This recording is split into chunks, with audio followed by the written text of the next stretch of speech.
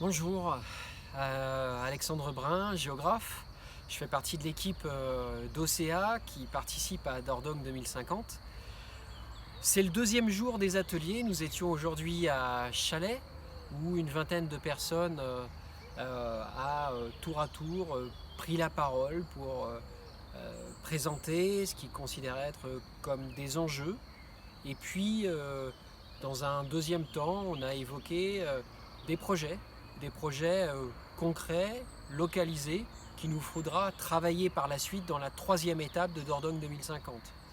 Alors cette journée à Chalais, en Charente, va compléter celle d'hier, qui se déroulait du côté de Vérac, où le public était plus nombreux. On avait 45-50 personnes réparties en trois tables.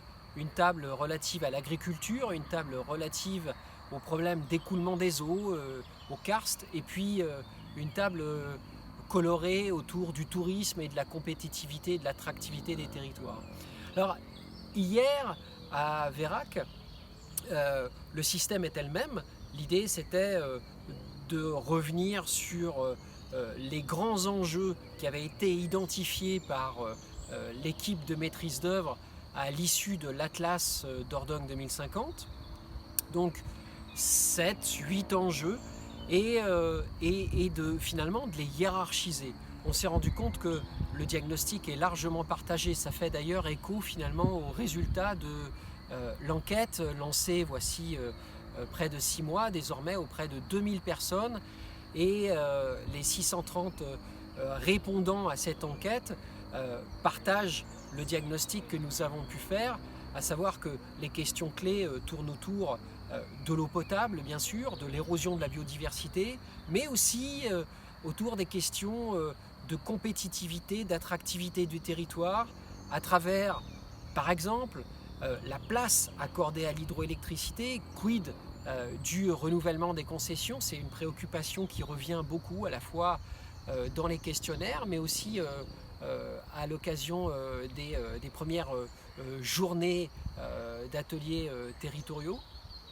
Autre thème qui est revenu à plusieurs reprises, les trajectoires bas intrants qu'ont déjà pris un certain nombre d'exploitants agricoles et qui peut-être constituent l'avenir de la majorité d'entre eux.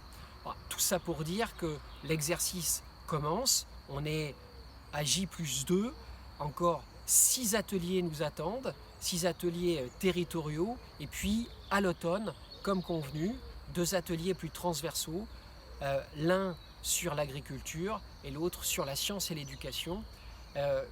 Qu'est-ce que j'en retiens de mon côté? J'en retiens d'abord une participation. Alors, elle variera de toute façon d'un atelier à l'autre, hein, c'est normal. Une participation réelle, finalement une relative variété d'acteurs entre associations, acteurs institutionnels, administration publique et entreprises. Hier, un représentant de la société Andros est intervenu à plusieurs reprises. C'est le signe que le monde économique est également, si ce n'est impliqué, en tout cas attentif à Dordogne 2050. Donc j'en retiens d'abord de l'implication, de la participation, et puis déjà quelques idées qui s'esquissent et qu'il nous faudra travailler à l'avenir. Mais on est à J+2, encore 6 ateliers, et je vous tiendrai au courant avec Bruno Coupry, avec Jean-Christophe Bureau, avec Paul Garcia, de l'avancée de ces ateliers, et j'espère que les choses vont peu à peu se concrétiser de façon à ce qu'on puisse à l'issue des ateliers avoir un tamis qui comprendra une trentaine, une quarantaine de projets qui seront source de réflexion, puis source d'études, et je l'espère source d'innovation et d'expérimentation territoriale.